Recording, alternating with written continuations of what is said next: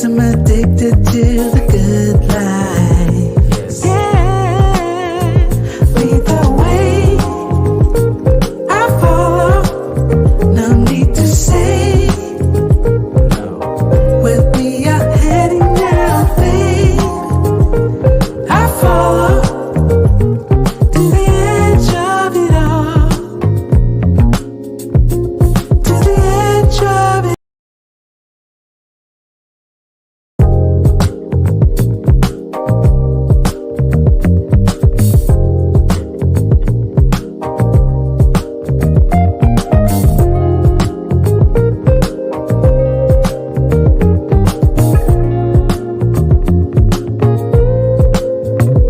In this moment, yes, I cannot say what's wrong or right. No, it's not hard to fool me. No, 'cause I'm addicted to the good life. Yes. Yeah, lead the way. I follow. No need to say. With me, you're heading now, babe. I follow to the edge of it all. To the edge of it.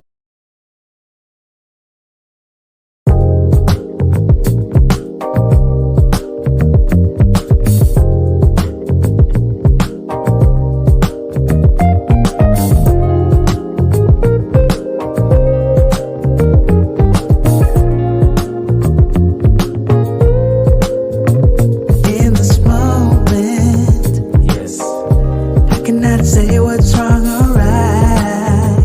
No, it's not hard to fool me. No, 'cause I'm addicted to the good life. Yes. Yeah, lead the way.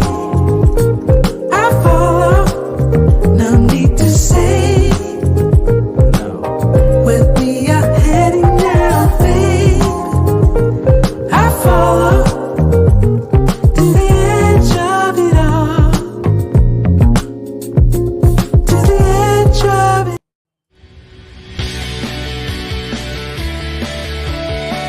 Oh. There you are. What is up? Am I muted? Can you hear me? We're not. Okay. My What's up, response. guys? Thank you for joining us on this festive episode of the Waiting Table Podcast, where we have roundtable discussions about the hottest topics in weight loss, with, of course, and especially true today, the coolest people from the bariatric community. I'm Rob, waiting in vain. This is Murph, aka Murph's Losing It. Hey. Grab a chair, throw on your ugliest Christmas sweater, pour yourself your favorite beverage, and take a seat at the table. Murph, how's it going, buddy? It's going really good, man. I am really excited for this episode. And yeah, let's just get it started. I can't wait. Yeah. Let's go. Yeah. Yeah. How you doing? Oh, busy day. Busy, I'm I know. We're gonna talk about our outfits because I feel like there's some really good ones coming on tonight. Yeah. And tonight we usually do a long intro of sorts. Talking about why we're talking about whatever we are for the specific day. But tonight, no long intro. I don't think we need a long intro for this one. We're doing obviously a Christmas theme. You're very festive, as usual. But Christmas doesn't need an intro, and our guests tonight for sure don't need any intro of any sort. Yes, everyone, tonight on the show is royalty in the bariatric community. We are so humbled and privileged on the waiting table to welcome Jason, April, and Natalie from BARINATION to the table. Welcome, guys, and thanks for joining us. Hello. Look at that. Look at that. Hey, guys. How's Hello. everyone? We're Good to see you. super excited to be here. I don't know about royalty, but we are thrilled to be joining you as fellow bariatric patients supporting the community. No, for sure, royalty, 100%. Definitely. Definitely.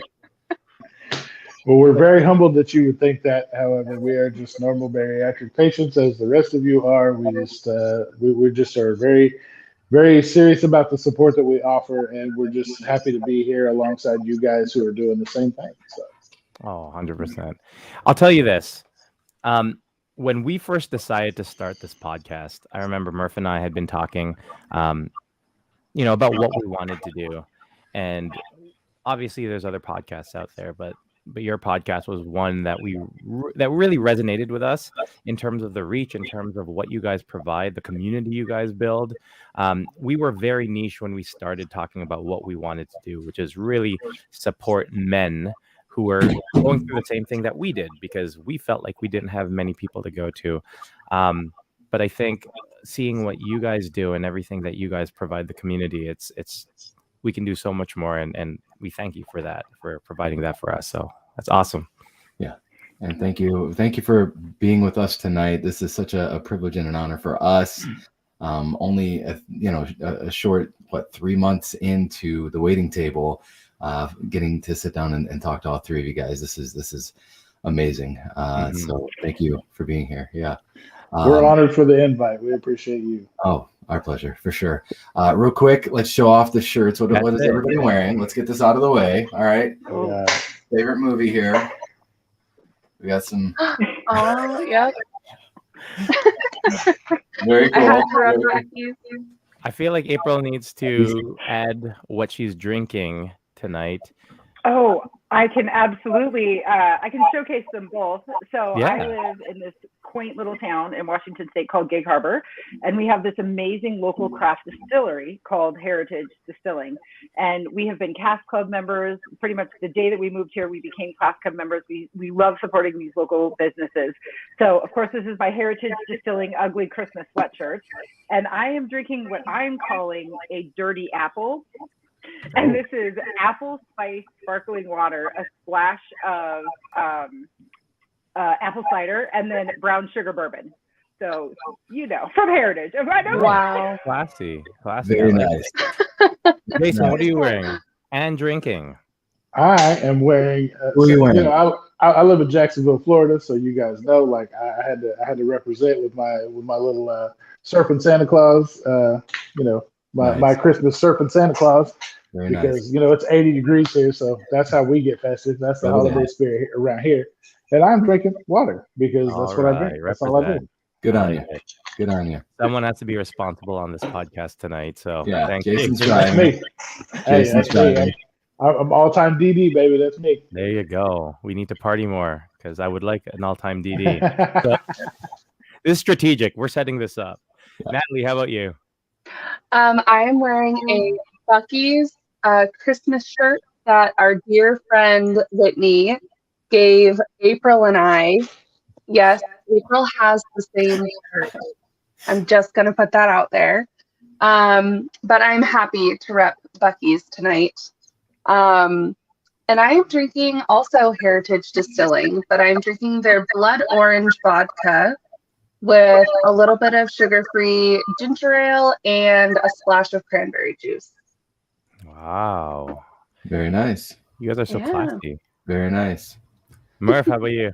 So I've got my favorite movie is National Lampoon's Christmas Vacation, Chevy Chase. It's a classic. So I actually just picked this up today, and I was like, oh, I'm totally repping that on the show. And then my bartender made me, what is this, dear? Vodka, Sprite, and blue Supportive wife. Vodka, Sprite, and Blue Carousel. It's delicious. I've never had it before. Normally we have butterbeer here because we have a Harry Potter themed house. So I was really wanting a butterbeer. We didn't have the stuff for it. So I went with something blue. Cheers to Jason, your shirt, blue theme going on, Florida. I'm trying to think warm. We've got a cold front coming in. So Yes, we do. Nice. I am wearing the finest in children's extra large sweaters right now. I had a sweater that I made a few years back, and I was really, really looking forward to wearing it. And I was frantically running and like tearing down all the closets trying to find it, and nothing. My wife's like, "Oh, you want to wear mine? It's like a children's extra large." I'm like, "I'll try." No, you can only see here up, so I'm just like, "I'm good. I'll try it." So that's what I'm rocking today. Rob, I think Mary's gonna have to cut you out of that. Right? I know. We got the olive oil to try to get me out, and it'll be great. Yeah. And I am drinking coffee and Bailey's and protein shake. I don't know how this is gonna mix. We'll see in an hour how I feel. And it is a crop top. That's what I was going for, Stephanie. Thank you for noticing. I'm working on my ability to rock that. So we'll see. Very cool. Yes. All right, let's get down to business because we're getting some serious questions. We're not really getting serious questions, but we would love to hear, like, you guys have done so much as a whole and individually, but as a whole with BARINATION. Tell us about BARINATION. Tell us about the genesis, how it began, and how you got to where you are right now. That will require like hours and hours, so I will try to keep this brief. So in July of 2019, I had bariatric surgery. And shortly after, right, in that fall, the world shut down. And I was living far away from my surgical center. I only knew one other person who had had bariatric surgery. I was bombarding her with all the questions and the things that I needed. And I realized that I was in a unique position to maybe bring patients and experts together. So my professional background is in education, specifically online education. So I live and breathe in Zoom, and I've done so for the past 10 years. So when the world shut down and everybody was panicking over Zoom, it was like, oh, this is like, it's no big deal. This is amazing. You can make wonderful connections, online. So I just started hosting what I called back then a virtual bariatric meetup. And I just sent out a Zoom link on Instagram, invited anybody who wanted to come to attend. And then I invited an expert to kind of join. So we would have, like a topic or a theme. And I had done one or two and they went really well. And then it was about that time that the Russian trolls thing was like blowing up, right? So I'm worried about Russian trolls. I've like got new security measures, on Zoom. And here rolls in a guy named Jason. And I was like, no, men don't have bariatric surgery. This fool's a troll. He's trying to break in. And I never let him in. And I would keep like kicking him out of the waiting room and he would come back. And I was like, what is the deal with this dude? So now, keep in mind, I'm 2 weeks post-op. I don't know anything about anything. I don't use Instagram on a regular basis, so I don't even know if I'm doing this shit right. So I keep trying to that's why I kept trying to go for it, because I'm like, I don't know. Like, I think I'm in the right place. I don't even know if I'm doing this right.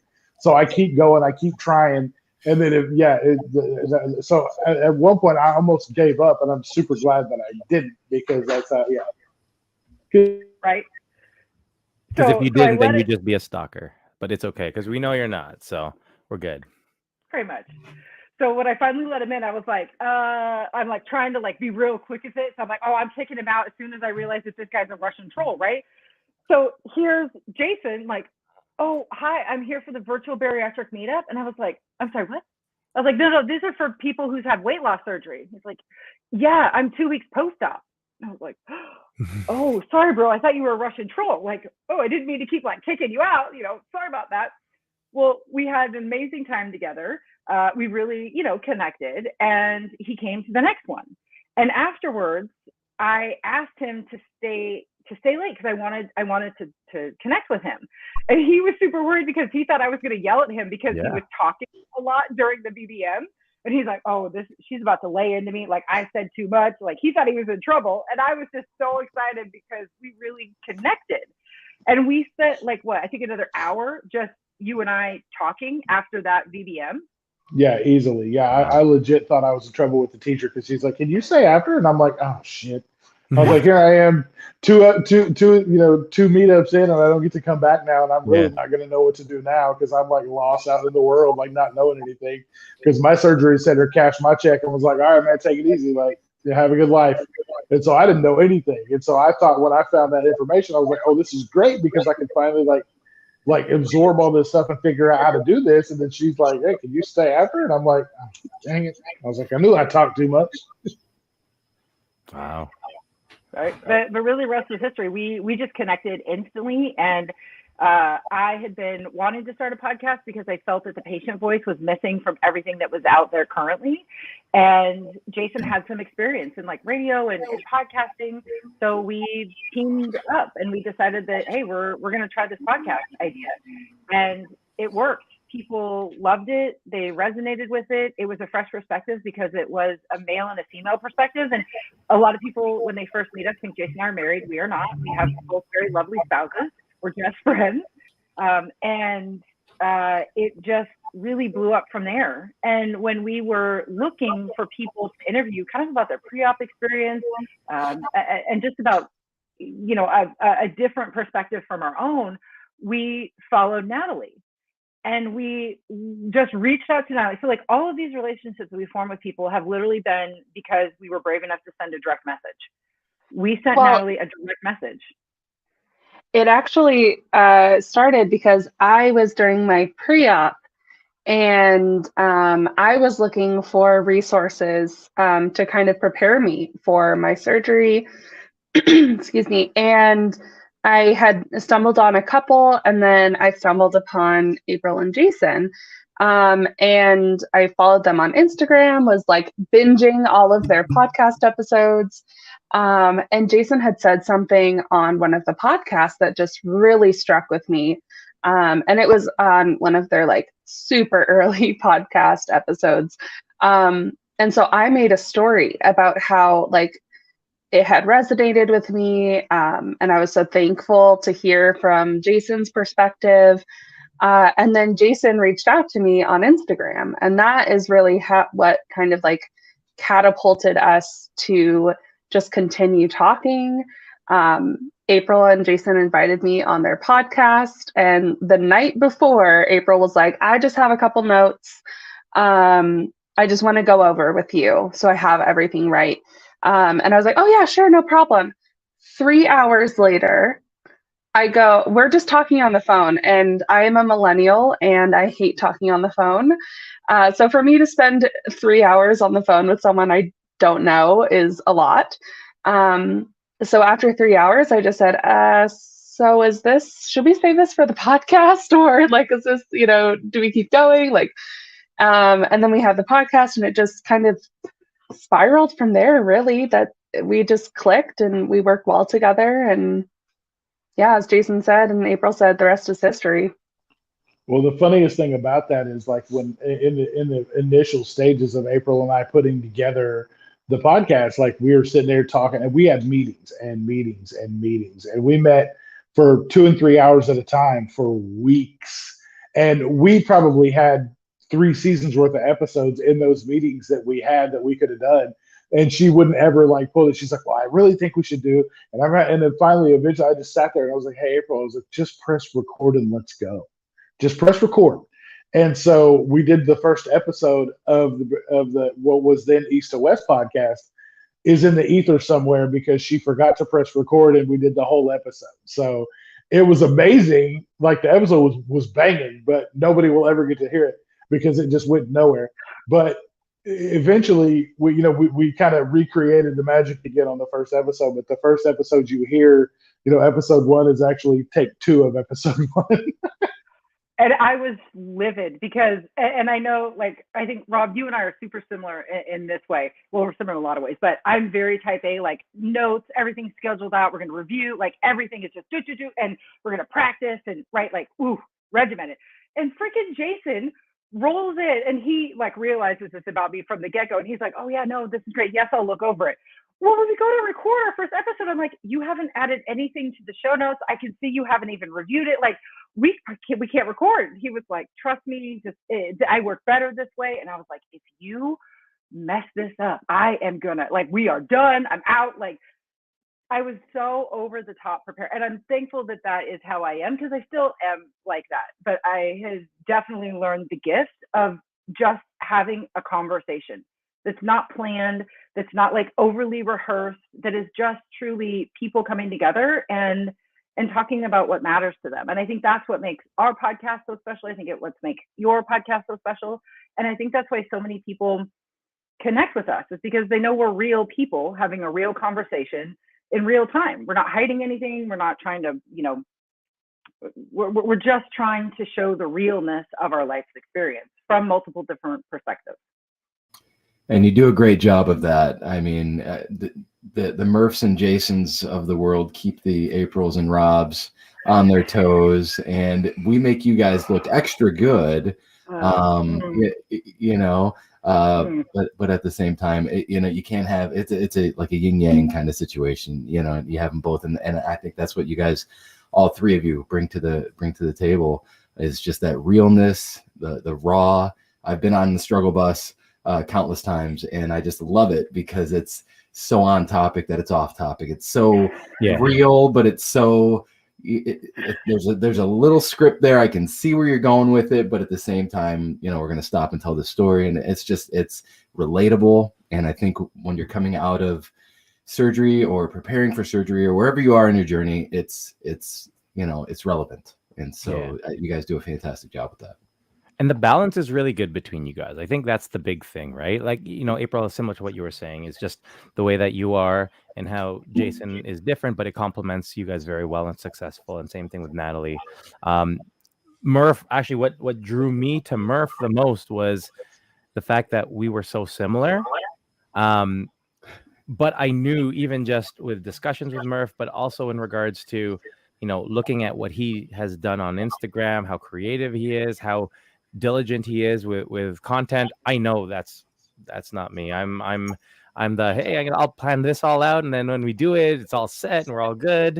But Murph's like, okay, I'm gonna do this. I'm like, okay, I'm gonna research all this other stuff for this tech things that I'm not good at all, but I'll do it. I'll do that legwork.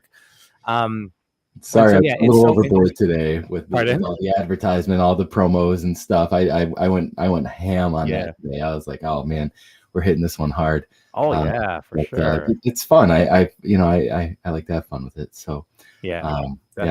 So Natalie, what personality type are you bringing to the table? Are you more of a Jason? Are you an April? Or are you the middle? Are you the middle child that could go either way? I really feel like I am directly in the center of both April and Jason. You know, April and I share the education background, so we do come from like, okay, you have to plan, you have to, you know, curate some kind of a curriculum or theme. But also at the same time, I really struggled with teaching because I'm like, I don't know what I'm going to do in a month. What is my life in a month? I have no idea. So I feel like I kind of not battle, but I'm like a very like the Goldilocks maybe. Okay. Self-proclaimed. Just right. Goldilocks in between, you know. I like that. Not one or the other. Nice. So it's usually April and Natalie babysitting Jason, and then oh, you don't know how real that is. You have no idea. Because I legit, like, I'm going to make Natalie turn gray before she's 30. Like, poor girl, I swear to God, she runs circles trying to chase after me to get me to do the most simple stuff. And I'm so, like, I'm in so many places at one time thinking so many different things, and she'll be like, hey, guess what? I still need this review. And I'm like, shit, okay. Because the thing is like, the thing that kills both of them is I'm team Android, will be forever. I will never have an iPhone. Wow. I'm not an iPhone guy.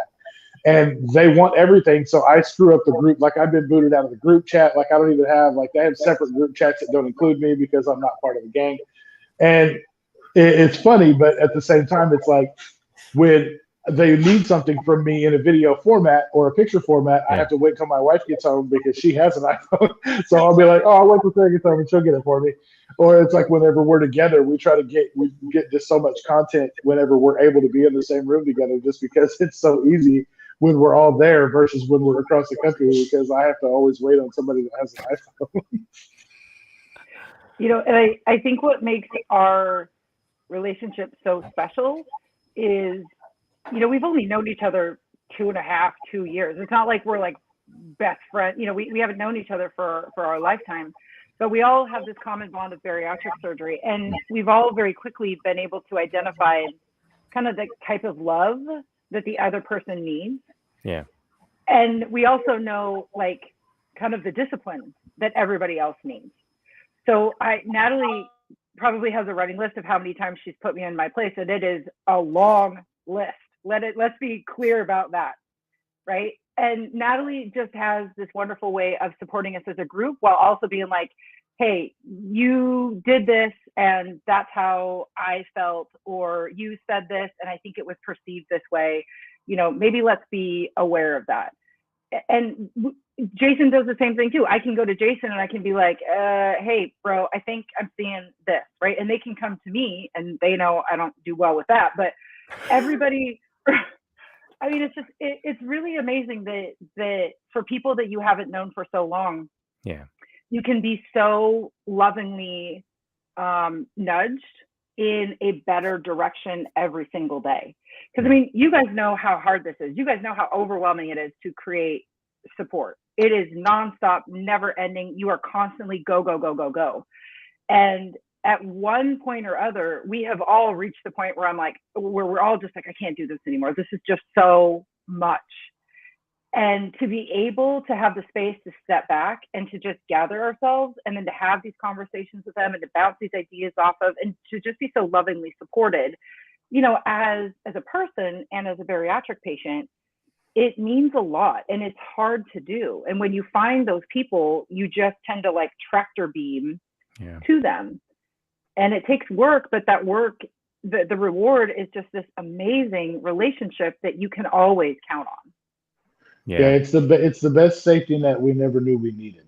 It's kind of the way I like to That's awesome. put it out there, because we honestly, no matter what the struggle, no matter what we're trying to get through, no matter what we're trying to do, we know that this tripod that we have with each other and some of the extended Barry family we collected along the way are always going to be there for us to fall back on regardless. So April knows that she's having, there were some times she's been struggling over the summer with some stuff, and she's been like, look, guys, I'm out. I can't.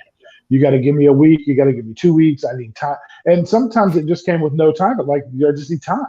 And she knew that Natalie and I were going to take a hold of everything and keep it going smooth. And a lot of people just never even knew there was an issue or something going on, because that's how we knew we needed to be for each other, because you can't create something like we've done and it just shut down for a week or two. That's not feasible. So we know there's always something going on behind the scenes, that we're always there for each other in that way. And it's crazy to think that we operated like this even for a year and a half without ever meeting in person. We met, April, Natalie, and I first met together in person for the first time at the first bariatric retreat. And we had almost 100 episodes in the can. We had probably 75 episodes in the can at that point, and had never met in person.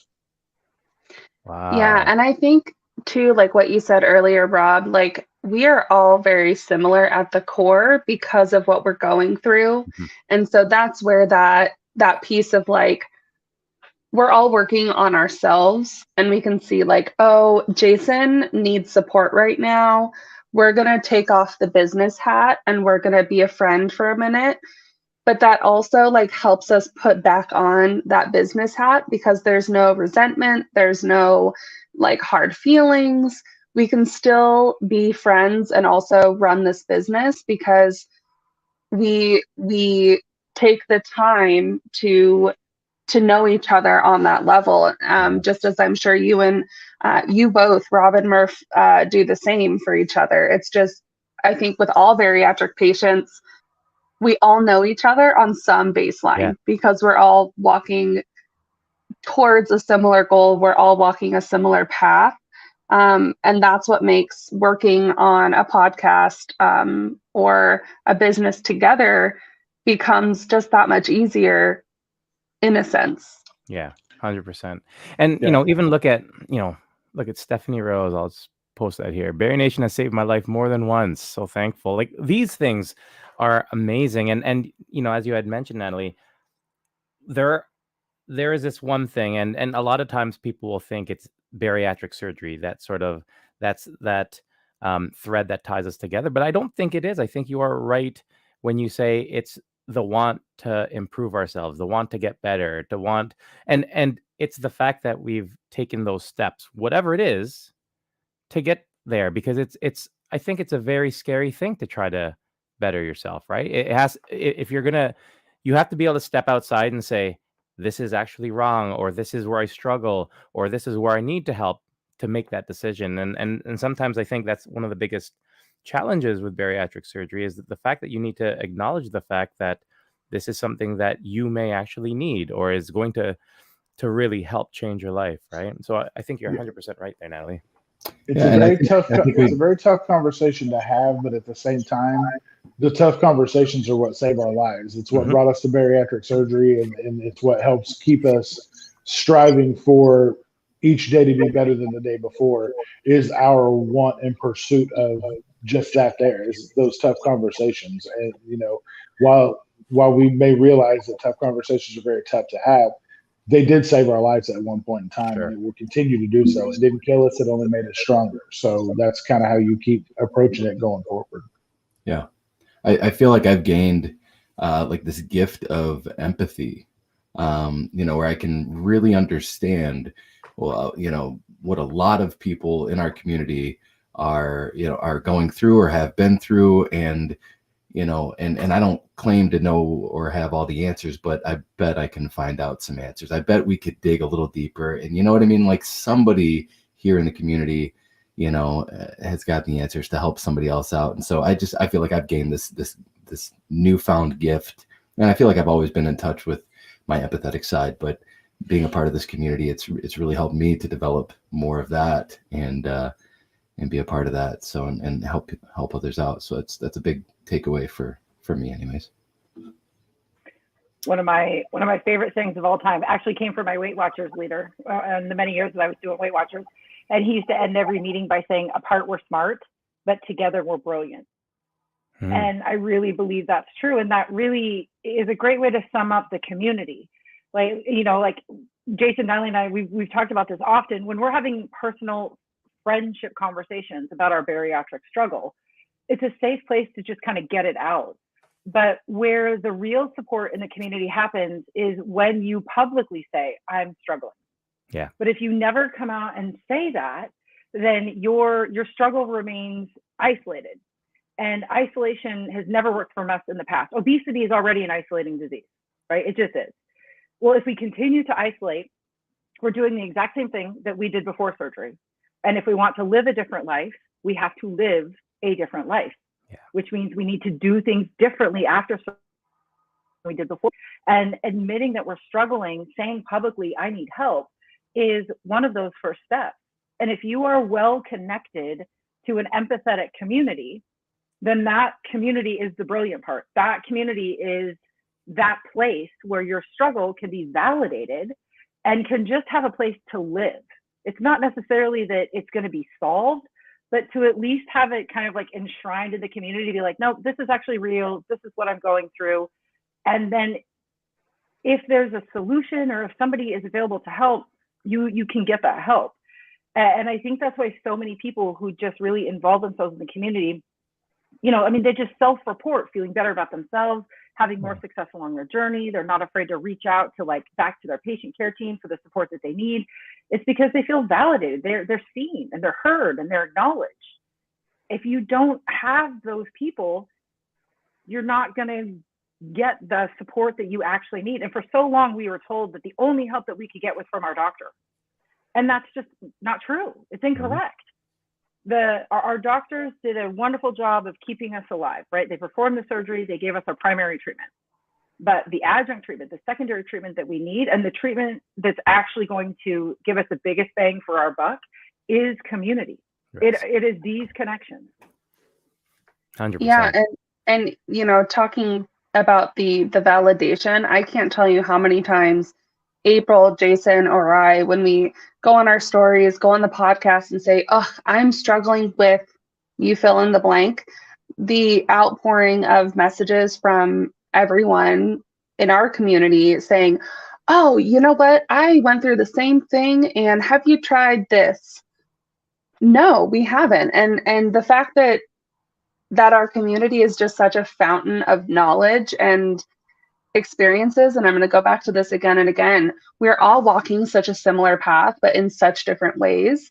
And that's what makes the community so wonderful, because we can have these conversations and problem solve together. And, we always say, "You've got this, we've got you." Sometimes we even say, "You've got us," because we're also here creating the support that we need, just like, you, Rob, and Murph are also doing the same thing.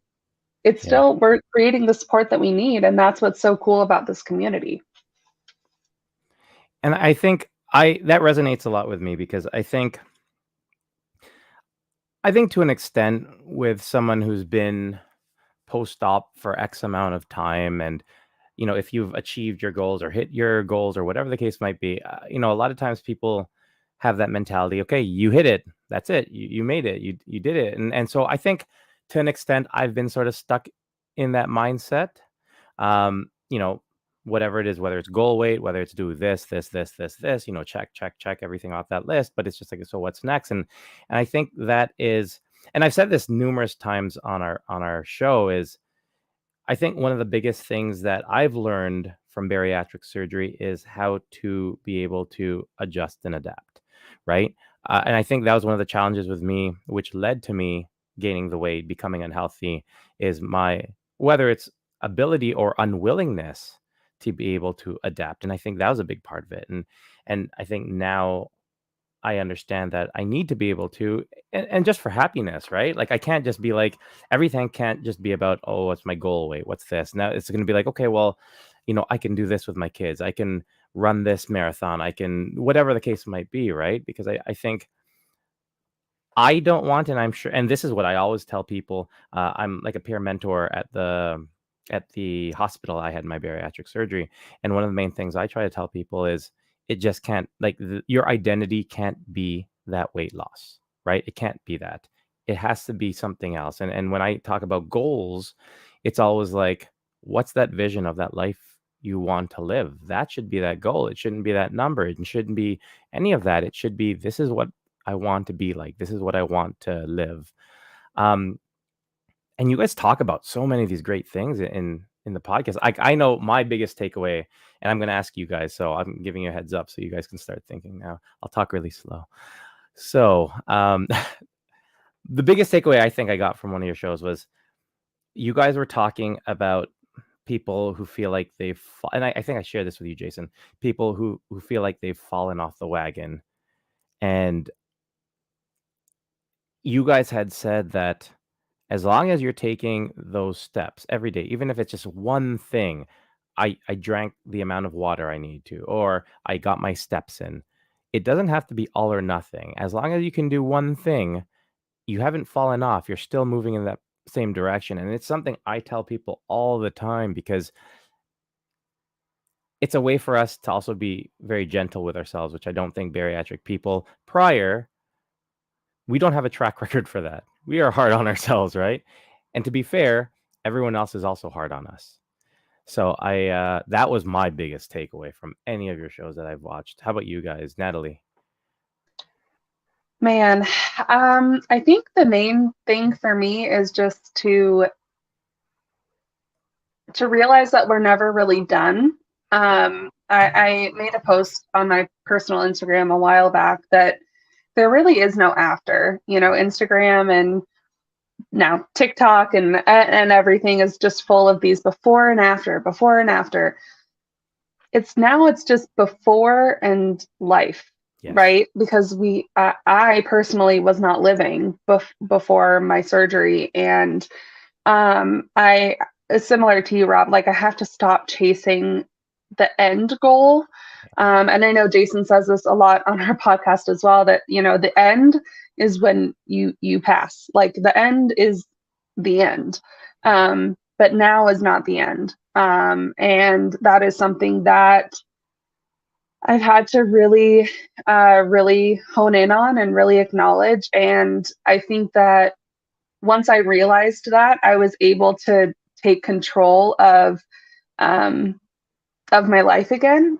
Even like I experienced some regain this year, and that was when I was like, oh, when am I going to be done? I was like chasing that end, and I was stressing myself out.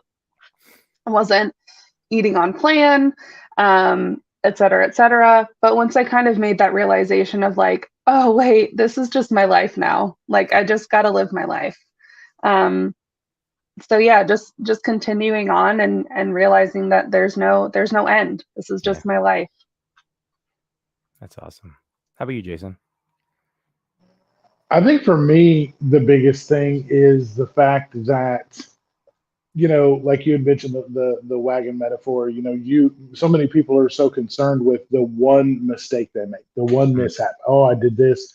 So in our lives pre-op, we would go on. I tried every diet out there you can imagine: Herbalife, Atkins, keto, HCG, everything you can think of. I tried all that stuff. And the second you don't do exactly the plan, the whole shit goes out the window. You're just like, oh, no, now we're doing this now. Like, I'm back at it.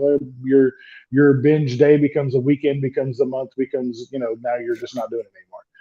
And so post-op, we're trying to figure out what's going on, trying to find our way through this stuff. And you start to have a bad day. Well, the thing is like, imagine you're on a trail with a wagon, you hit a bump. Well, guess what? You just hit a bump. Like, that's your bump. You don't fly off the wagon. The wheels don't fly off. You don't go off into a ditch and just abandon the wagon and go, I guess that's done. So you can have a bump. You can have a slip, but you can't let a slip become a slide. Yeah. The trail, like the thing about the trail and the wagon is your wagon can veer off the trail all it wants to. But guess what? The trail doesn't go away. The trail's always going to be there. Mm-hmm. So it's up to you to steer the wagon back onto the trail, because you're either one step in or one step out of bariatric compliance at any point in time. So the good part about that is you're still only one step. It only takes one step to get back in if you're back out. So if you had a bad lunch, you had a bad day even, you can come back the next morning and start at breakfast and be like, guess what? We're back on. We're back on path. We're back on the wagon. We're getting it done. Like, this is how it's going to go from now on. Because that's legit, like you know, like Nat said, this is life now. So you have every single day for the rest of your life to get it right. The pressure you put on yourself to have everything done by the end of 12 months post-op is asinine. Because I'm 2.5, almost 3 years, or I'm a little over 2.5, almost 3 years post-op. I'm not going to get upset at a 3-year-old that doesn't know how to speak fluent Spanish, because he just doesn't know. You don't know what you don't know. And I've never lived this way in my life. I was 44 years old when I had surgery. I have lived 44 years of torturing my body and eating the worst shit possible. Like, and so I can't all of a sudden just be like, oh, well, I had surgery, so I don't know why I haven't figured it out yet. I mean, hell, it's been 2.5 years. Like, okay, but I have 44 years of bad behavior to correct. Yeah. So being down on myself and, you know, pressuring myself and torturing myself to get it right immediately is just not feasible. And I always like to say that the loudest voice you'll hear all day is the one that's inside your head. So make sure it says nice things. If you wouldn't say what you're saying to a child, don't say it to yourself. There's no reason for you to be that hard on yourself. I know it's something that we've always done and practiced. But I have 2 grandchildren. I have a 4-year-old and a 6-year-old grandchild. 2 little granddaughters. They're the precious things ever. I love them to death. If I wouldn't say those things to their faces, I'm not going to say it to myself, because that's the only way I can connect it to say, I need to be easier on myself because I am my harshest critic. That's awesome.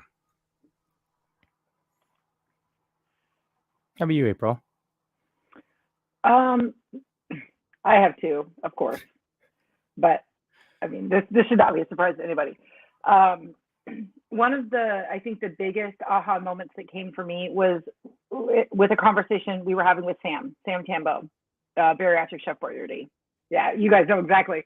In the podcast episode, we were talking about macros or carbs or bariatric eating something. And Sam, in his infinite wisdom and just his amazing personality, was like, you know, it's not that deep. Yeah. And I was like, I'm sorry, what? It is that deep, you know, like this is that, and he was like, it's not, it's really not that deep. And then the conversation, you know, continued into why it's not that deep. But really what that's helped me understand is that as a person, I'm high functioning, I'm type A, I like to stay busy, I do a lot. But kind of my adrenaline rush is when things don't go right, I just spiral, right? Yeah, those 2 know I'm just like, I'm sending them texts at 3 a.m. about like, right? Like, that's just how I am. But again, if I want to live a different life, I have to live a different life. And that did not serve me. So my goal really along my bariatric journey is to recognize when I am raising my own temperature, so to speak. And I have to look for opportunities to lower the temperature. because as much as I say that I love these high stressful situations, I don't. I like to be busy. I like to be high functioning, but I can do so with a lower temperature, because if I keep my temperature lower, I keep my rational brain thinking, I keep that all or nothing mindset at bay. I can very quickly acknowledge that something didn't go right, or I didn't do something to plan. Okay, I can acknowledge that, and now I'm going to get myself back in compliance. So if I can keep that temperature low, it is that is the key for me.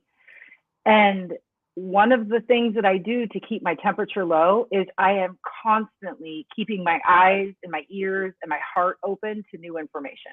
Nice. If I close off, if I isolate, if I like this is too much, I'm feeling awful, right? If I get into that negative space, which everybody does. If I close myself off to new learnings, I will perish. It's not good for me. And people ghost the community all the time. We see this happen, but every single day I learned something that I needed from somebody else, from a book, from a podcast, from a conversation. So even on the days where I just don't feel like doing the work of bariatric surgery, right? We say like, I don't want a bariatric anymore. Even on those days, okay, fine. I'm not going to bariatric. I'm not going to think about my food. What's water, right? Like whatever. But I need to learn or take in something new. And just to know to keep your eyes and your ears and your heart open to this information, to continue to just take it in, is, I think, such a powerful key to our success that people don't realize is just so important. Yeah. That's awesome. I want to switch gears a little bit. Murph, I don't know if you have something. I'm taking all the question time. I know that April wanted to bother us with questions that she wanted to like drill on us. I'm just trying to keep. April, I loved your answer. I loved all your answers. Jason, Natalie, you guys are just fantastic. I'm feeling tipsy. I'm not gonna lie. Yes. I don't drink anymore. It hits And us so quick, man. it hits hard, and I'm just like, I'm Let's trying talk to stay about on. Trying to stay professional here, but Oh gosh, you are. yeah. There's the supportive wife. There's the supportive wife. What did you do, Elise? What did you put in there? The supportive wife that wouldn't help us out on our Right. podcast Well, last now night, she's like, here. Now she's here. To try to get you drunk, Some Murph. judgment. I see how it is. Now, so Rob, I don't know what direction you're heading. I want to. I think one of the points and keys that I wanted to bring up in this conversation was how to just kind of front load our listeners and followers for the holidays. I mean, that's kind of the point of the holiday theme here. I'm not slurring, I swear to God. I'm not paying any attention to what you're saying. Rob, take it away. I'm just looking at your eyes. Yeah, I love it. You're doing good, man. Thanks. I'm trying. No, but I just we've derailed. So going into, I know for me, I'm not going to be spending a whole lot of holidays with family this year. We do every other year because of the kids and stuff, custody and whatnot. But like Thanksgiving, I put on some weight at Thanksgiving. It was hard for me to say no to all these great foods and the drinks and the good times. We always associate these good memories with good foods and good smells and watching the parade and doing all the fun things. How do we go about doing this as bariatric patients? This is my second go around during the holidays because I had my surgery in June of 2021. So this is my second go around. The first one was a struggle. This one, I feel like I've got a bit of a grasp on it. Just want some pro tips from you guys, the professionals, the royalty. April's about to kick you down with some serious Natalie. We'll start with Natalie. I saw notes in their head of what they're gonna say. I saw April's wheels turning because I knew we just talked about this a little bit ago. So she's about to blow your mind. Do it. Warm up. So we literally just had an amazing support group with a bariatric center in Michigan earlier today. So like when we say it's been a whirlwind week, but it was such an uplifting and inspiring conversation because the holidays are a very heavy time. And I use that word on purpose. because there's really kind of three big things that like float over the holidays: traditions, trauma, and grief. We are worried or we are concerned that we won't be able to uphold our traditions, that we won't be able to participate, right, in the ways that they always have been. Or the holidays can bring up traumatic memories, or maybe we're seeing people or we're going to places that are traumatic for us. And then there's grief. We could be grieving the people who are no longer with us. We could be grieving the fact that we're not seeing the people that we really want to be seeing. And depending on where we're at in our journey, we're also grieving our relationship with food and drinks and holidays and grandma's casserole and Uncle John's, right, beverage, like whatever it is. So there's these really three big buckets that just kind of hang over the holidays. And there's some things that we can do to acknowledge them and kind of move past them. But we do have to put the work in, right, to doing that. So when it comes to traditions, the question that we have to ask ourselves is this tradition serving me in my new life? If it's not, why are we still doing it? The point of a tradition is that it's joyful and that connects us to our past and brings something into the future, and that it supports us. But if it's not supporting us, why are we doing it? And every tradition had a new beginning. So this could be the year that we really embrace creating these new memories, creating these new traditions, and acknowledging that what once served us no longer does, just like everything else along our journey. So that's how we can kind of push through some tradition. Trauma, right? That trauma acknowledgement is huge. We have to acknowledge that sometimes things happen or have happened over the holidays, and it triggers these experiences for us. And we have the right to protect our peace. If participating in something, if going somewhere, if eating something, if seeing someone is going to trigger those responses in us, we can say no. No is a complete sentence, right? And the best thing that we can do for us this holidays, if that's what we're going through, is acknowledge the trauma, remove ourselves from that situation, and seek out professional help. Like, period. That is how we can move through it. And with grief, we need to acknowledge that grief is real. It is a human experience. This isn't just a bariatric thing, that there are 5 stages to grief. And if we can acknowledge that we are in fact experiencing grief, we can pinpoint where we are in that grief cycle and then work our way through to acceptance so that we can move on from that. So if you are grieving your loss, your relationship with food, if you're grieving that relationship, then move through the cycle, but shift your mindset away from grief, away from food, and shift it to making memories. If we are only celebrating the holidays because of food, that's probably a great opportunity for us to ask ourselves why, because the holidays were not invented necessarily to eat. The holidays were invented to connect with one another, to make memories, to reflect, right? To really get in touch with what is most important in our lives. And if we're saying food is the number one importance, it's probably not the right place in our life. So we need to, right, to make that shift. And what we always talk about and what we talked about today is we can focus on the bariatric basics, right? We have 3 pillars of success for, what we always talk about in BARINATION: movement, mindset, and metabolic wellness. To lower the temperature, we can shift and just think on those things. What can I do today for movement? What can I do today to help my mindset?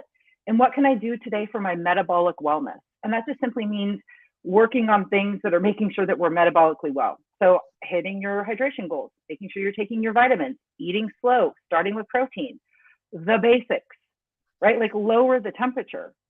And what I absolutely wanted to say to you, Murph, is like, when you say you gained some weight, are we talking like 50 pounds? Did you gain 50 pounds?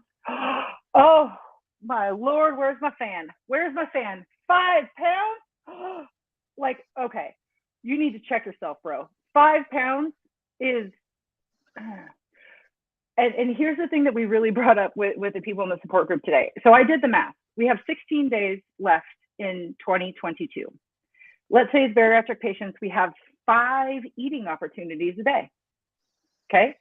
That's 80 eating opportunities that we have for the rest of the year. You're freaking out over like people are losing their minds over 5 eating opportunities. Christmas Eve. Okay, I'll give you Christmas Eve, Christmas Day, and New Year's. 7. I'm pretty sure I gained it all back in one meal. Just saying.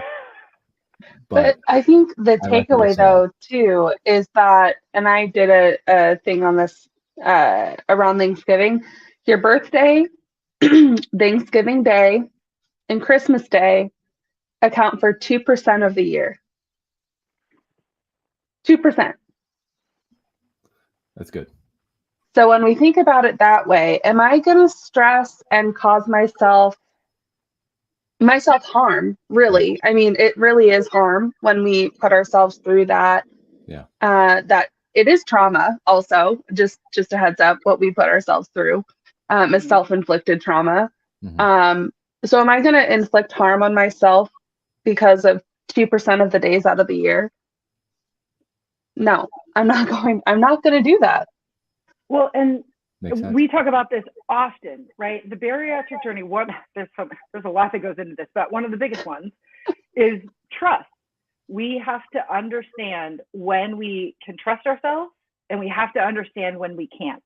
So if you go in to a holiday feast, let's say, and you are really worried about what that eating episode is going to trigger in you, if it's going to trigger binge eating, or if it's going to be difficult for you to get your cart back on the path, right, back on the trail, you need to trust that you know what's best for you, and you cannot indulge, whatever word you want to use, that meal, because it is not going to lead you down the right path.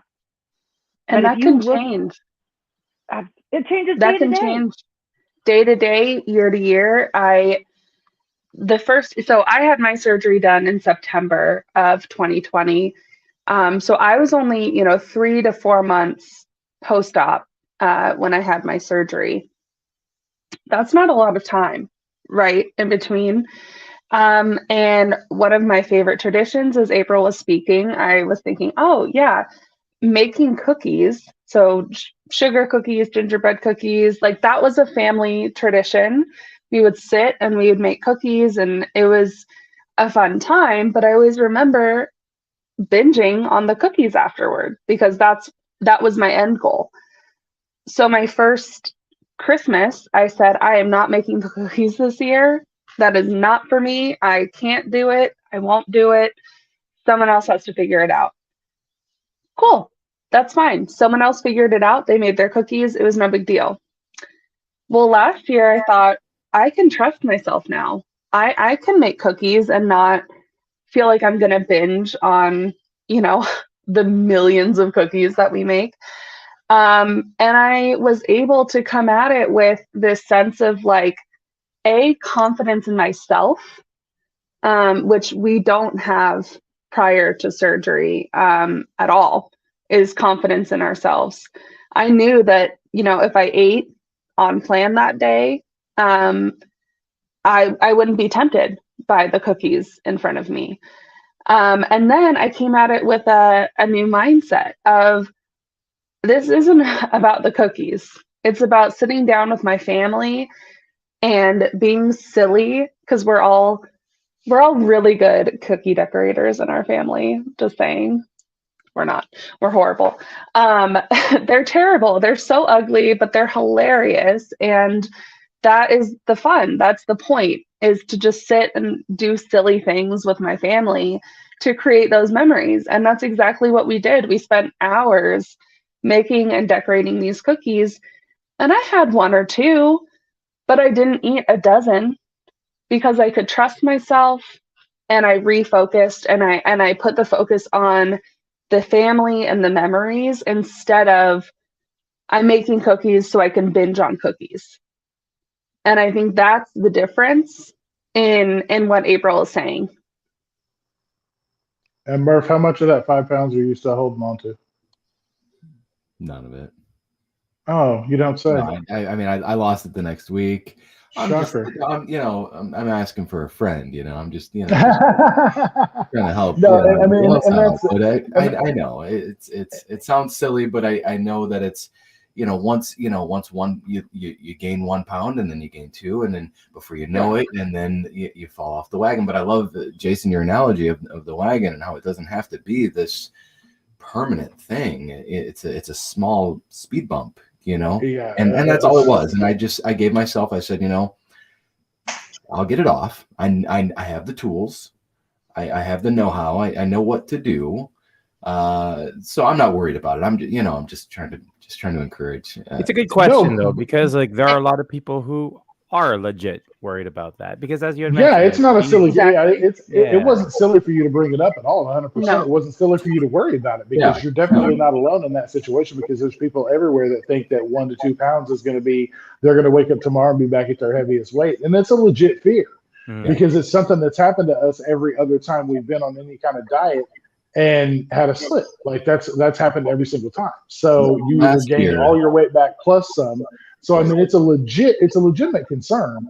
So it's not silly at all, but at the same time, like, it's good for you to come out and tell people, not only did you gain the 5 pounds, but you also lost the 5 pounds the next week, because that lets people know that it's not just them. Like they weren't the only person that gained weight over Thanksgiving, but they could also lose it. And like, couple that with what April and Natalie both said, like, this is legit a couple of times a year where you're allowing yourself to kind of get back to some sort of normalcy of what, you think your normal life needs to be.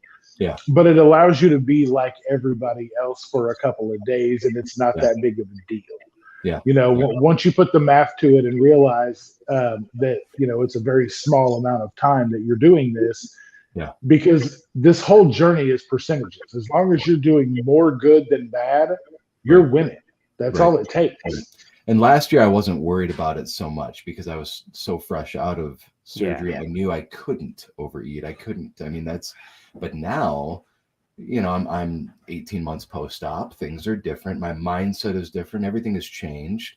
And so I knew going into it, and we talked about this on a previous podcast episode, I had 3 different types of pie on one plate. I took 1 bite of each pie and threw the rest away, and it's like, I want to taste this. I want the pumpkin, I want the sweet potato, and I want the apple, and so I take a bite of each, throw the rest away. And that's something for me that's like, I was yelling yesterday at my wife. I was like, did you see me throw that food away? Like, I just threw the food away. I threw it. I took a bite and I threw it away. Yeah, that's huge for me, having gone to like third world countries and seeing, how important food is. And I always tell my kids, finish your plates, and it's all out the window now, but that's a big deal. So, I'm better this year than I was last year. However, gained 5 pounds, but I've already lost it. So I'm not too worried about it, but yeah. And we make jokes and we bring light or levity to these situations, but we've all been there, right? Like I will never forget, we went on countless vacations this year and coming home from each one and just texting April and Jason and our other bariatric friends and being like, oh my God, because you feel defeated in those moments of like, what did I let myself do? I can't believe I ate XYZ. Oh my gosh, I can't believe we drank that much, whatever it might be. But at the end of the day, we can get it off again. And because we have these tools, we have surgery, we have community, we have all of these resources now at our fingertips, and we can utilize them. We know how to utilize them. And that's what allows us to bring that levity, because we're secure in knowing that like we have a plan now. Yeah. I can go on vacations and come home and say, okay, back on track, back on the wagon. I know what I need to do. Whereas before we didn't know what to do. Yeah. All we knew what to do was continue on whatever that path was. Yeah. Well, we lost Murph for a bit, but I'm sure he'll come back. I think that's a good point because, I always come back to the whole, for me, and this has been a big part of my mindset going through this journey, was that image of, I'm a big visualizer. And so the image of the life I want, right? The image of what I want to provide for myself and my family. Welcome back, Murph. And and I think for me, like, especially with holidays, vacations, things of that nature, because I just got back from Jamaica, right? And yes, I did eat a lot, and yes, I did enjoy, and I did all the things that I would like to. Um, but I always think back to that. My idea is to live this specific life of healthiness and having fun and being happy. But if I look at a lot of the people that I emulate, that I want, that have that type of life, and that this is what I'm trying to build, something similar to that, they will do the exact same thing. They will go on vacation. They will have Christmas dinner with their family, and they will eat probably a bit too much. They'll be okay with it, right? And I think for me, it's sort of understanding that, like, this is not necessarily that goal. This is the life that I want, and I want to be able to enjoy with my family. I want to be able to sit and have pizza with my kids because this is what we're eating for dinner, right? And that's one thing I was like always really important for me. And same thing with vacation. I want to do that, but then also be aware of that. When I come back, I'm like, all right, let's get back to being not necessarily even strict, but let's just be conscious of everything again, right? And I think too, like, as you were talking, Rob, I was thinking, on these vacations, we're also being super active. Yep. We're walking, we're doing all of these things that we never could have done. I mean, we were in Dallas in October, and the amount that we walked one day, we went to the state fair, and I'm like, I would have never been able to walk around the Texas State Fair, like, ever in my life. And so when we think, oh my gosh, I ate all this stuff, I drank all this stuff, it's like, well, I also walked like 3 miles today. Like, so I think we also just have to take that into account when we think back on Thanksgiving or Christmas or our vacations. Like, we're still so much more active as well than we ever thought we would be prior. I mean, we're smiling and having fun, right? That's the end goal, right? Like, so if we can do that, then it's a win, right? So, sorry, April, I cut you off there. No, I was just going to say, I mean, like, what this conversation is just perfectly showing what it means to lower the temperature, right? Like, we're all allowed to have our panic, our worry, our freak out moment, but it takes these types of conversations to help us, like, lower the temperature, get in our rational brain, and really make a path forward, right? Like, put a pin in it. Okay, where am I now? Where am I going? And how am I going to get there? Right? It's not that you're never going to overindulge again. It's not that you're never going to enjoy food again. That's not the point of having bariatric surgery. The point is that we understand what it's going to take to help us maintain our happy, healthy weight. And right, like, James Clear, if you guys know me at all, like, I always joke he's going to be my future second husband, happily married to my first husband. But right, when the day comes, Grady's out and James is in his book Atomic Habits, he very deftly says, look, elections are not won with a 100% vote. They're won with a majority. So we need to be aiming for that majority. It's not that, and it's not healthy for us to think that we're going to be perfect. That's the all or nothing mindset, right? That there it is again. So when we look at our life as a whole, when we look at December, when we look at the year, right? Thousands of eating opportunities. If we indulge 5-10% of those, it's not going to derail our progress, because the majority of our progress is made in that direction. And that's the work of weight loss surgery, right? The work of weight loss surgery is that when we deviate from whatever our bariatric plan is, we come right back to focus, right? We're allowed to step away, we're allowed to indulge, we're allowed to have fun, do whatever it is we want to do. But we come right back to that path, to that plan, to that focus. And if we can keep the temperature low, our rational brains can be the ones that are doing the thinking for us, and we can enjoy all that life has to offer in a way that's aligned to our goals, in a way that's aligned to the person that we want to be. Yeah, the craziest part about it is if you tell somebody that they have that they can win something 90% to 10%, they'd be all on board. But the second that you tell them, no, you won your year because you ate 90% good and 10% bad, they're still going to derail. Oh, but that 10%, I could have been so much better. Rah, rah. But as soon as you equate it to their journey, that's when the wheels come off. That's when they start, spinning out. And legitimately, it really is the numbers game. Like, it is the majority. If you're doing things the majority of the time better than you did, things that didn't quite align to your goals, you're winning. You're still on track. You're still doing what you're supposed to be doing. You're honoring yourself by sticking to the plan. Yeah, 100%. That's awesome.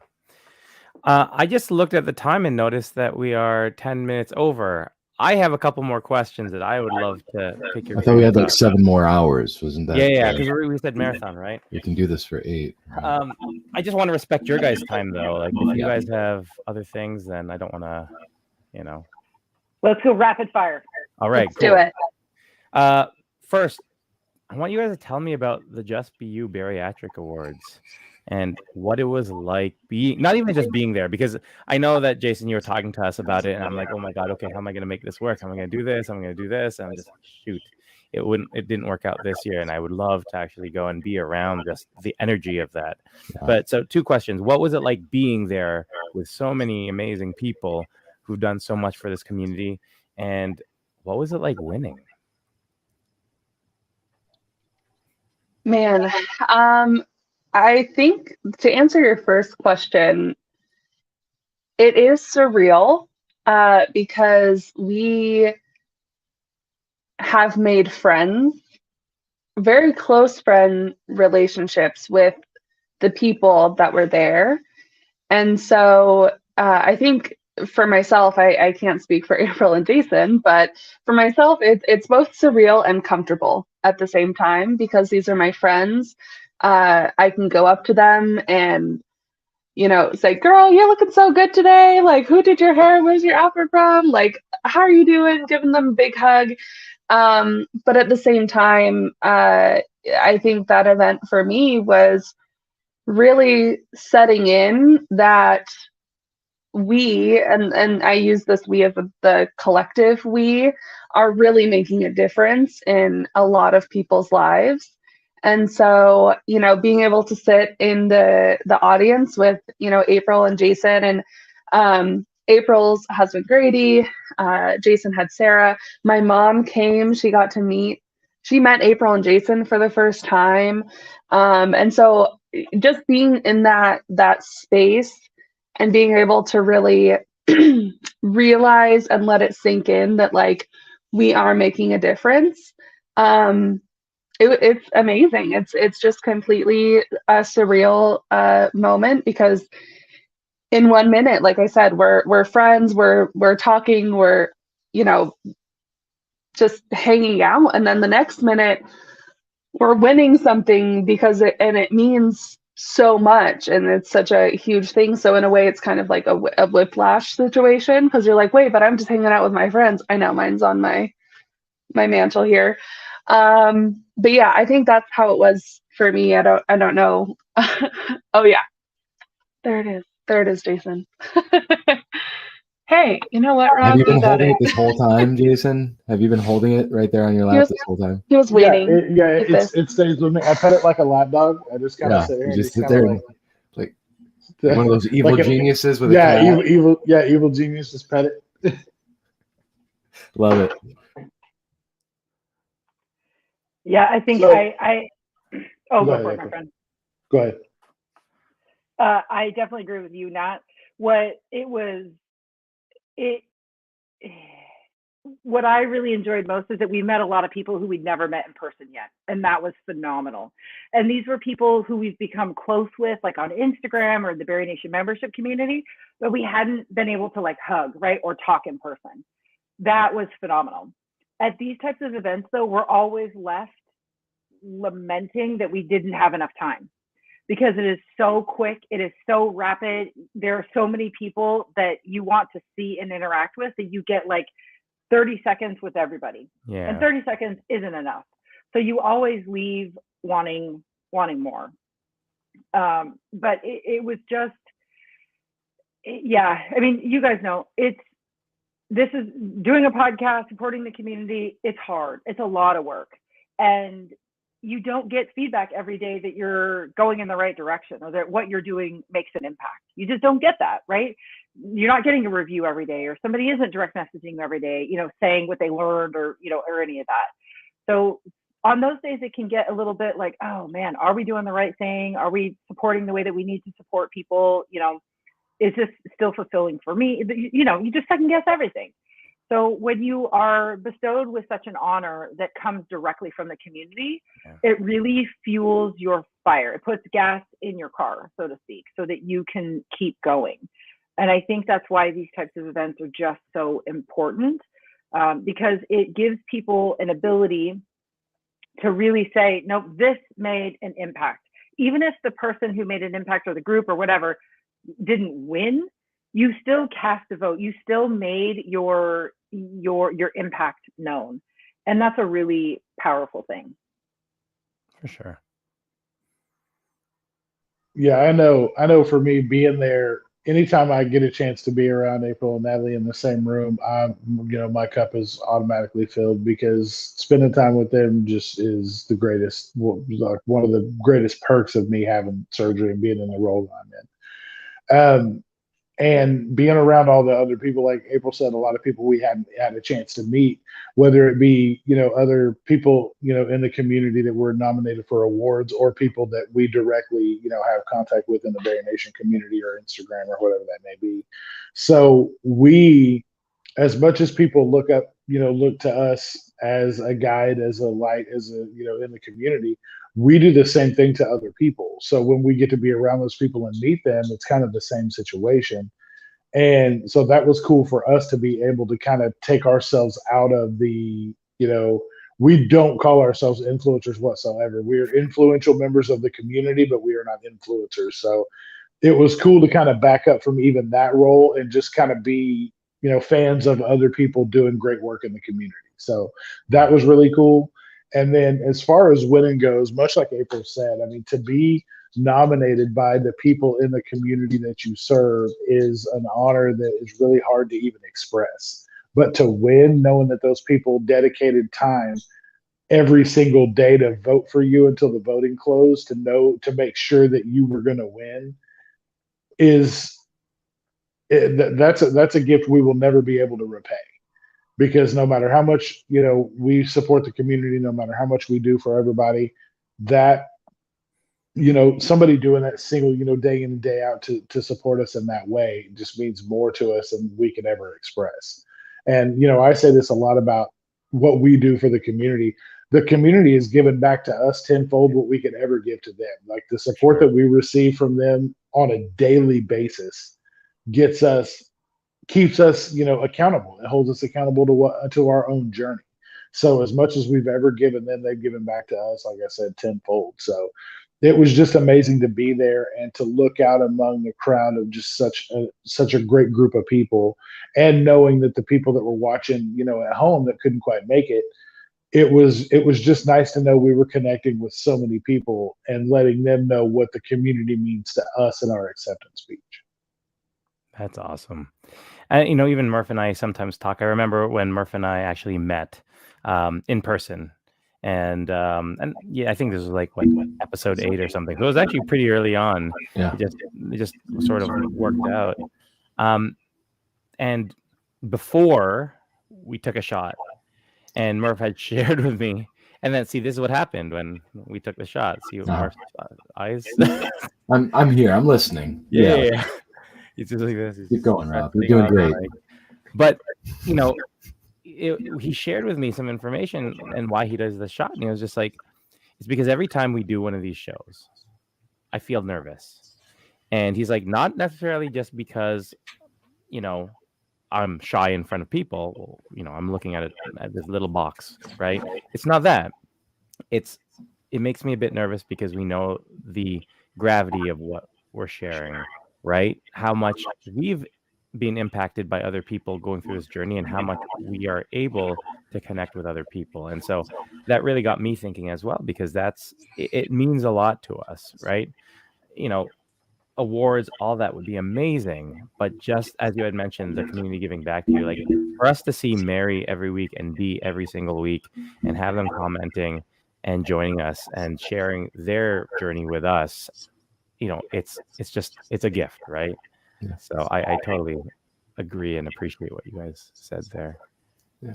Well, and it's not so much even the gravity of what we say and who it's going to follow, but it's the community itself. Yeah. Like we talk about this all the time. Like we are guardians, gatekeepers of our community, because it is so important to us, because we are a vulnerable people.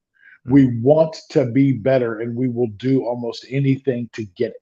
So we're easy prey for people that don't have the best of intentions, because they know we just want to be better.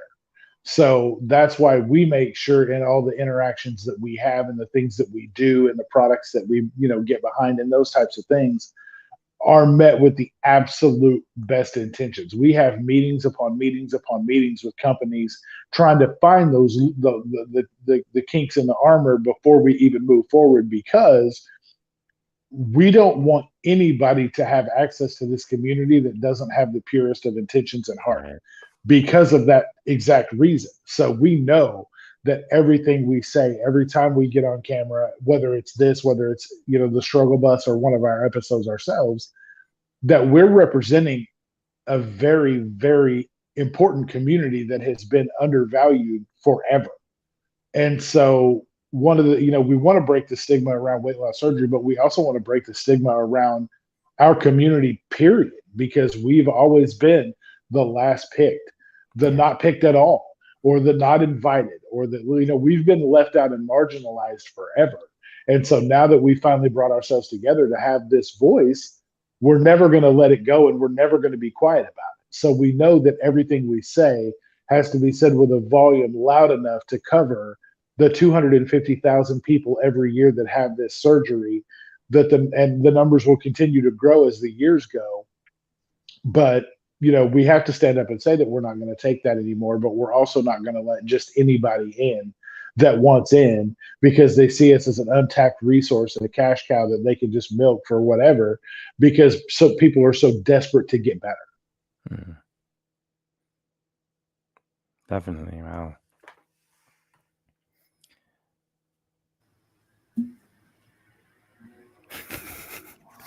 Sorry, remember, I'm just watching. You're watching me. No, I've never really thought of it in that sense. I mean, it just means a lot to me to have a voice, to have the success that I've had, because I know,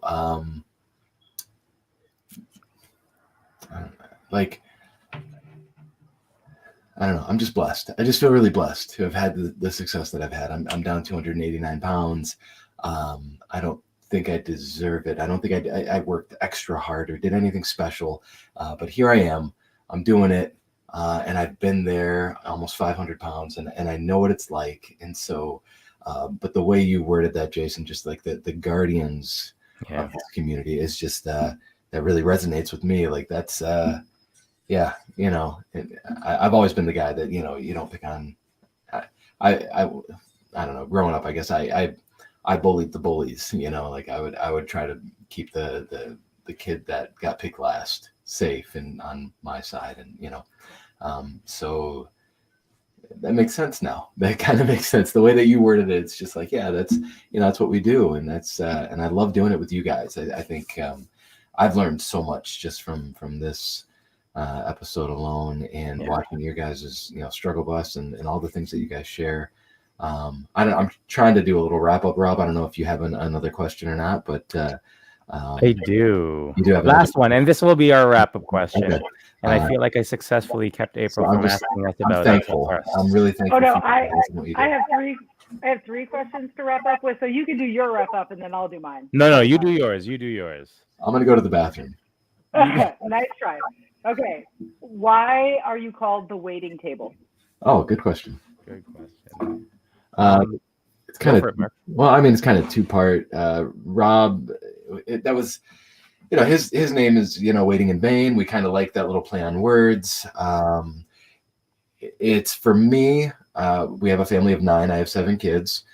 We do everything around the table, and when we have family, we try to just pull up more chairs and around the table, breaking bread together, being together, and just loving on each other and having good, wholesome conversations, supporting each other, playing games. We just do everything around the table.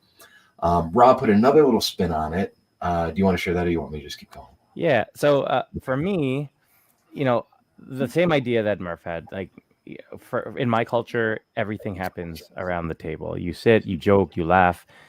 You share experiences. It's not even about food. It's just the experience together. And so that was a big part of the whole idea of coming to the table.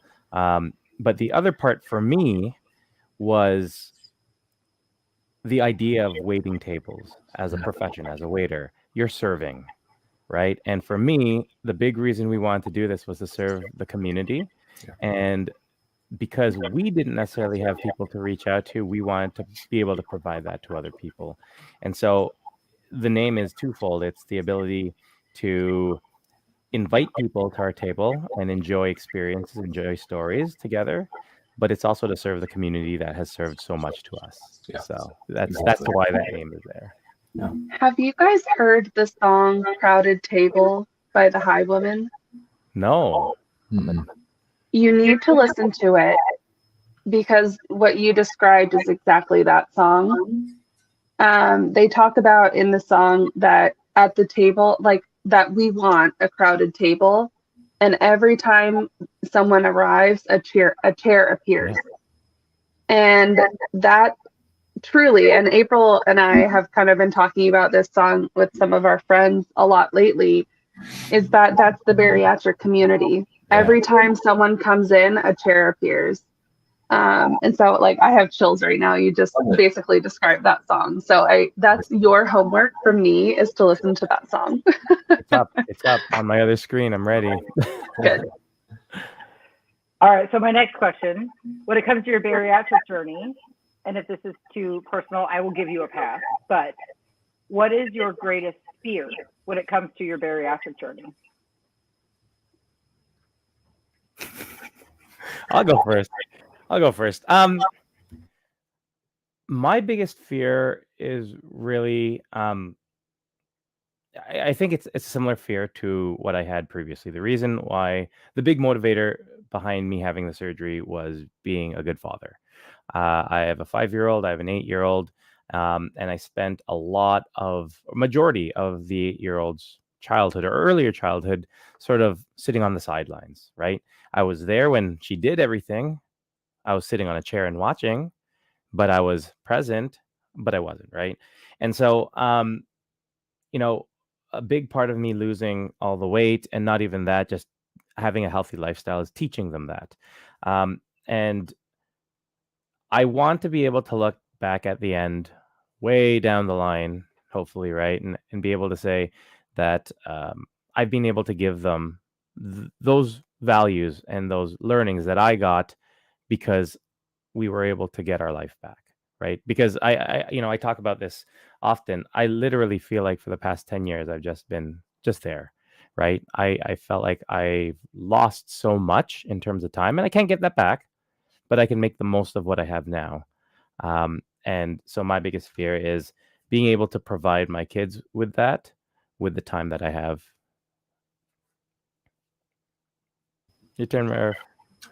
Yeah, so mine's kind of two-part. My biggest fears is gaining the weight back. I think after having surgery and gone through all of that and this journey and failure, just it not working. And I'm learning to change that mindset. I'm really working on that, because I know, again, I have the tools. I'm able to do it.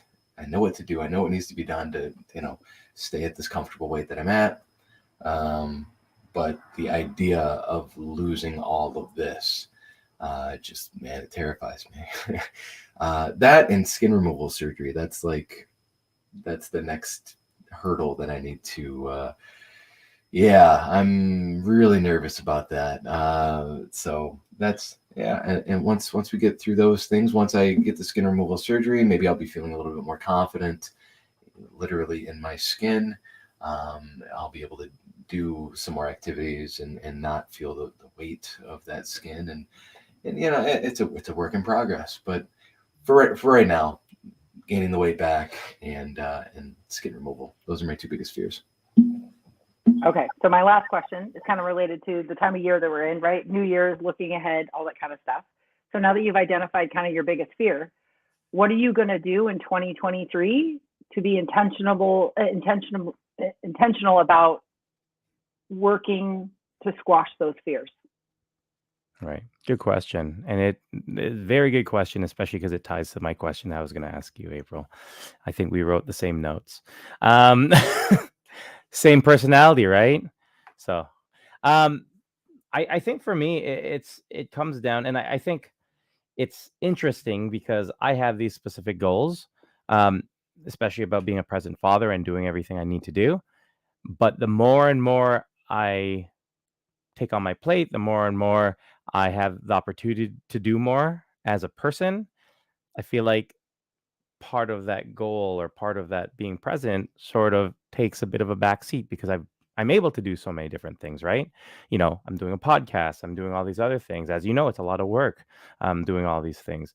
And so I think for me, my goal as a result of this fear is to really try to prioritize being present with my kids over all the other things. I've already committed to another triathlon. I want to do a pickleball tournament. I still want to keep lifting. Lifting is the one thing I don't want to ever give up because my wife has gotten into it with me. And so we do it 5-6 days a week. So this is something she wants to do. So I want to prioritize that over the other things. But yeah, just making sure that I'm always making that time to be present and to keep focused on what my end goal is, which is, again, to be a good father and be a good parent, family man, right? So That's good.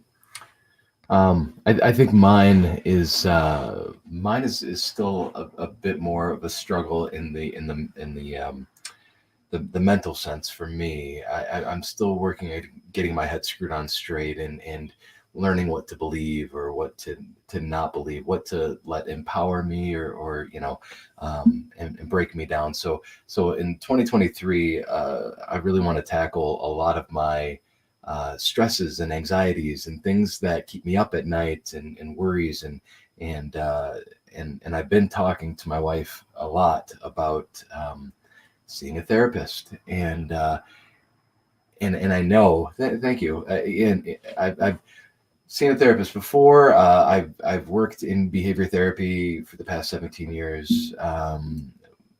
Some of our children, have therapists and counselors and things like that. And therapy is such a positive, great tool. But I'm because we're a family of 9, I feel like I'm always kind of the last one to get the help that I need. Or, I try to put the kids first and putting my wife through nursing school, helping her get through nursing school right now. And I just started working and, there's just a lot going on, but I really want to get my head screwed on a little straighter because I know that a lot of the things that I'm afraid of are just in my head and just plain and simple. It's my thoughts getting the best of me at the end of the day. And that leads to the eating, overeating, binge eating, lack of confidence and so on. So that's my next step. And, to quit smoking. I need to do that. So we'll talk more about that next week or on our next podcast because we're going to talk about New Year's resolutions, I think. So yeah, amazing questions, April. Thank you so much. Thank you. Those are really great for turning the spotlight on us a little bit there. But no, those are amazing questions, and I think not even for us to share that information, but also for us to reflect on ourselves because a lot of times, and I always say this, it becomes real when you verbalize it, right? It becomes real when you write it down. It becomes real when it's not just a thought in your head. And not only have we verbalized it, we've verbalized it in front of everyone too. So it's awesome that way. And so my question is actually very similar in that sense. As Murph had mentioned, next week we are planning, or not next week, the 28th, we are looking at about talking about sort of a review on this year and what we want to do for next year and some of our resolutions. And I guess my question for you guys is both professionally as BARINATION, but individually as well. What do you want to work on in 2023? What do you want to prioritize and what do you want to move forward? Because a lot of what we talked about was making the decision to change, right? So what's your decision moving forward? So let's start with Natalie. Yeah, I think personally, I'll start with that one. I've been thinking about this a lot, and I would really like to hone in on my intentionality when connecting with others. I really had a wonderful busy year. But as we mentioned earlier, once you meet your bariatric family, as we call them, in person, you just want more, right? Like you just want to continue the conversations, you want to continue and deepen those connections. And so I struggled in balancing my personal connections, friends that I've had prior to having surgery, my family, because I wanted to deepen these bariatric relationships. And then, halfway through the year, so that was a very extreme way, right? I'm hanging out with all of my bariatric friends. Well, halfway through the year, I thought, oh my gosh, I'm not doing anything with my personal friends and family. And so I kind of went the other direction where I was trying to protect myself the other way. And then towards the last probably third of the year, I thought, I'm not protecting my peace enough. So I'm just going to shut everyone out. I'm just going to say no to things and protect myself. And I'm realizing towards the end of the year, not for lack of activities or connections, but just kind of realizing that I did that famous thing that we call all or nothing. And I pretty much bounced back and forth between the two. And so my goal for 2023 is to really find that balance, because I'm one of those people where I call myself like an extroverted introvert. I really love and strive for connection, but it also can drain me, and I need that recharge. So I'm really trying to look for how can I balance all three now of these balls, so to speak. Like, how can I juggle all of these three in a way that is, still deepening bariatric connections, still maintaining personal connections, and also giving myself time to reflect and work on myself. So that is what I will be working on, is just being more intentional with my time. Awesome. Thanks for sharing that. I'm really sorry. I'm really sorry I had to go. Can you start that over again? Yeah. Yeah, let me just do that. I heard it all. I heard it all. That's good stuff. How about you, Jason? I know for me, personally, I'm working on my goal this year is to be more consistent, because I know that with BARINATION, with work, with everything else we have going on, it's easy for me to let other things slip in my journey, because I've got to, we've got to record, or we've got to do the things that certain things we have to do.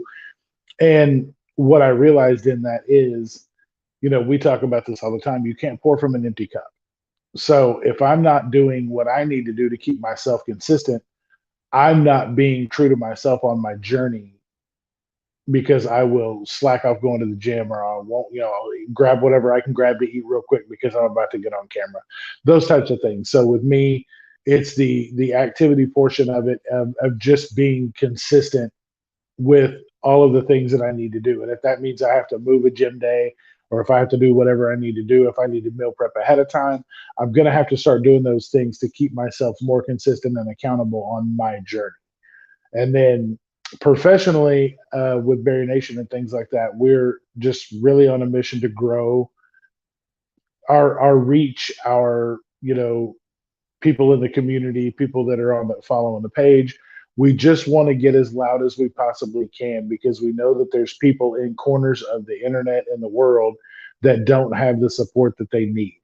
And it is vitally important to people who are in this journey, in recovery, and all the things, to have a support system that's there for them no matter what. And we know that there's people out there that don't have it, and we want to do everything we can to get them that support, if we're right for them in that aspect. So Love that. Wow. And let me just say, you guys have awesome sayings. There's a lot of alliteration. There's a lot of rhyming. Murph, you need to work on that, man. And April, certainly last but not least. I can't separate Berry Nation from me. I am Berry Nation, and Berry Nation is me. So my intentions next year are very much focused on how I want to feel. This year, I felt always behind. I felt not in control. I felt adrift. I just felt like unmoored because there was just so much going on at all times. And I felt like I couldn't dedicate 100% of myself to anything that I had going on in my life. So 2023, I'm really focusing on how do I want to feel, and then saying yes to the things that will help me feel that way and saying no to the things that don't. So next year, I want to feel in control, I want to feel powerful, and I want to feel rested. So it doesn't matter if it's Berry Nation, if it's my personal life, if it's OG, Berry friends, work, it doesn't matter. Whatever comes my way, are these opportunities going to help me feel the way I want to feel? And if they will help me, then I will say yes to those. And if they won't, then I will say no to them. I can't keep going like this because it doesn't feel good to me. This is not, these feelings aren't bringing me joy. So I'm really going to be intentional about honing in on what do I want to feel and what is going to allow me to feel that way next year. Those are awesome goals. Thank you so much. That's amazing. And from the bottom of my heart, guys, thank you so much for joining us today on the waiting table. This was amazing. An hour and 40 minutes did not feel like an hour and 40 minutes. Like I have so many other things I would love to ask. Your story is so compelling. Your journeys are so compelling, and your ability to continuously help and provide support for the community is amazing. So thank you guys so much. Before we sign off, where can everyone, in case they don't know, but they do, where can they find you guys? Well, Berry Nation is in all the places. We are just at berry.nation. The dot is important, we found out. Instagram, we love to be active on Instagram. We try to be active on Facebook and on TikTok, but we are mere mortals, and that's just difficult. So Instagram is where we're at. You can also visit us online at BARINATION.com. And if you want to know more about the Berry Nation membership community, it's just https / that whole thing, BARINATION.mn.co. And of course, all of this is linked in our bio. And you can find me on Instagram at actively_April. And you can find me on Instagram at @THA_Smithsonian_. The THA is very important because I am not the museum, and the museum did not, was not a fan of me using the, so I am now the, because that's just where I'm at. And I'm at Breaking Berry, like bariatric _ERS. So Breaking Barriers on Instagram as well. Love it. And Thank you guys. we want to thank you guys for having us on. Thank you for being a voice in the community. Thank you for doing all that you do. We know how much time and energy and effort this takes, and we just appreciate your voice being a part of our symphony of bariatric life. I appreciate it. Thank you so much. And the fact that you have so many other questions to ask us means we just have to do this again. And oh shucks, we got to knock out another hour and 40. I mean, I was going to say, like, most of our podcasts are like 3 hours long, so this is nothing. Oh, amazing. You're doing good. Yeah, we usually cut it right at the hour. Because Instagram kicks us off. Yeah, because Instagram usually kicks us off. Yeah, so we can only do the hour. So thank you guys for going above and beyond for us and hanging out with us. And yeah, it definitely has not felt like an hour, 40, almost 45 minutes now. Loved every single one of your stories. Love all those little phrases, and I'm taking notes and stealing a lot of those. Rob, we don't come up with our own original stuff. We just no. Yeah. But you guys are a pleasure to have on the show, and a pleasure to work with, and a just absolute pleasure all around. So thank you so much for taking all the time. We appreciate that very much. Thank you guys. If I had something in my glass, I'd say cheers, but it's done. I'm empty. I'm on you. Sure. So we got to figure out when we're all meeting next year in 2023. That is 100%. Our other goal. I am down. Oh my goodness. Would love that. We'll make it happen. We'll make it If happen. nothing else, you guys come to the retreat, and we'll see you in San Antonio in 2023 in November. And at least, if nothing else, we can meet there and have a throwdown. Sweet. Down. Awesome. It's a And date. everyone else for joining, who has joined us on, and thank you very much for pivoting today and joining us on YouTube or Facebook instead of Instagram tonight. Thank you very much for joining us on the Waiting Table podcast, where we're serving the weight loss community 1 pound at a time. Have an amazing night, guys. Thank See you. ya.